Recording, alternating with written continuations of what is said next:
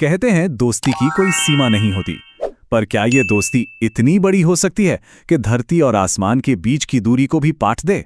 आज हम एक ऐसे ही लड़के की कहानी में चलेंगे जिसका बेस्ट फ्रेंड कोई इंसान नहीं था, बल्कि वो था जो रात को आसमान में चमकता है, चांद। चलिए इस अनोखी दोस्ती के सफर पर निकलते हैं।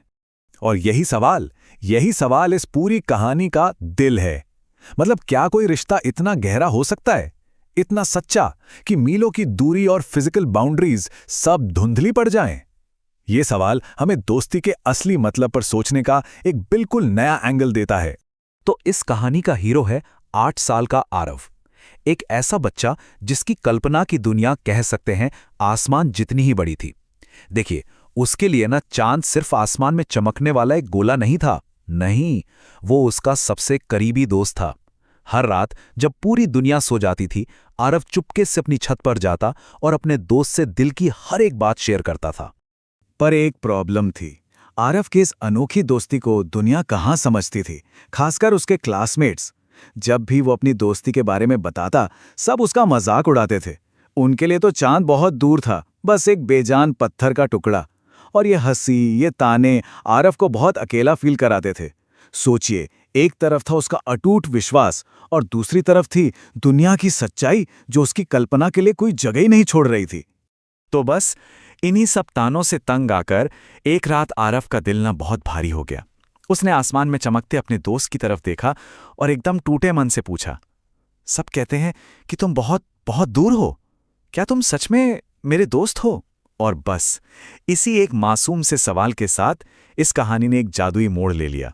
जैसे ही आरव ने ये पूछा ना, अचानक आसमान से एक चमकीली रोशनी धीरे धीरे नीचे आने लगी और उस रोशनी में से एक छोटा सा चमकता हुआ जीव बाहर आया। उसका नाम था लूना। वो चांद की मैसेंजर थी और वो ये बताने आई थी कि हाँ, चांद आरव की हर एक बात सुनता है और उसे अपना सबसे अच्छा दोस्त मानता है।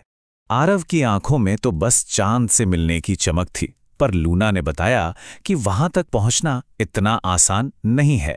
एक शर्त थी, और ये कोई मामूली शर्त नहीं थी, बल्कि ये उसके दिल का एक इम्तिहान था। उसे चांद पर जाने से पहले अपने ही गांव में किसी ऐसे इंसान की मदद करनी थी जिसे सच में जरूरत हो। और मदद भी कैसी? निस्वार्थ, बिना किसी उम्मीद के कि बदले में कुछ मिलेगा। खैर, आरव इस टेस्ट के लिए बिल्कुल तैयार था। उसने गांव में ऐसे किसी शख्स को ढूंढना शुरू किया और ज्यादा देर नहीं लगी। जल्द ही उसकी नजर पड़ी रामू काका पर। एक बुजुर्ग आदमी थे, अकेले रहते थे और उन्हें चलने फिरने में भी बहुत तकलीफ होती थी। आरव को पता चल गया था कि उसे क्या करना है। और पता है, आरव ने सिर्फ काम नहीं निपटाया, उसने अपनापन दिखाया। वो हर दिन रामू काका के लिए पानी भरकर लाता, उनकी दवाइयां टाइम पर देता और सबसे जरूरी बात, उनके पास बैठकर बस बातें करता ताकि उनका अकेलापन थोड़ा कम हो जाए। ये जो छोटे छोटे काम थे ना, वो आरव के दिल की सच्चाई और उसकी करुणा को साफ साफ दिखा रहे थे। आरव की इस निस्वार्थ सेवा ने रामू काका के दिल को सच में छू लिया। एक शाम उन्होंने आरव का हाथ पकड़ा और बोले, बेटा, तुम तो मेरे लिए किसी फरिश्ते जैसे हो। ये शब्द आरव के लिए किसी भी इनाम से बढ़कर थे। ये इस बात का सबूत था कि उसने अपना टेस्ट सिर्फ पास नहीं किया, बल्कि उसे सच में जिया है। और बस उसी रात लूना अपना वादा पूरा करने वापस आ गई। तुमने साबित कर दिया कि तुम्हारा दिल सोने का है, उसने कहा। और फिर वो पल आया जिसका आरव ने हमेशा सपना देखा था।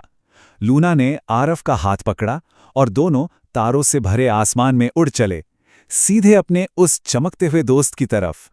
जैसे ही वो चांद पर पहुंचे, एक बहुत ही गहरी और शांत आवाज ने आरव का वेलकम किया। ये खुद चांद की आवाज थी। वो कह रहा था, स्वागत है मेरे छोटे दोस्त। सोचिए जरा आरव के बारे में। उसकी आंखों में हैरानी और खुशी के आंसू थे। उसका दोस्त, जिससे वो मीलों दूर से बातें करता था, आज ठीक उसके सामने था। फिर चांद ने आरव को समझाया कि उसकी ये दोस्ती कोई कोरी कल्पना नहीं थी।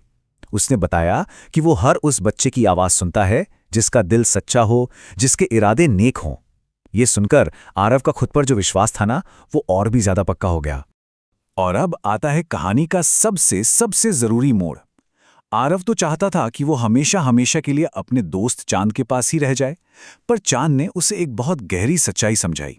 उसने कहा, तुम्हारी जगह यहां नहीं, तुम्हारी जगह धरती पर है।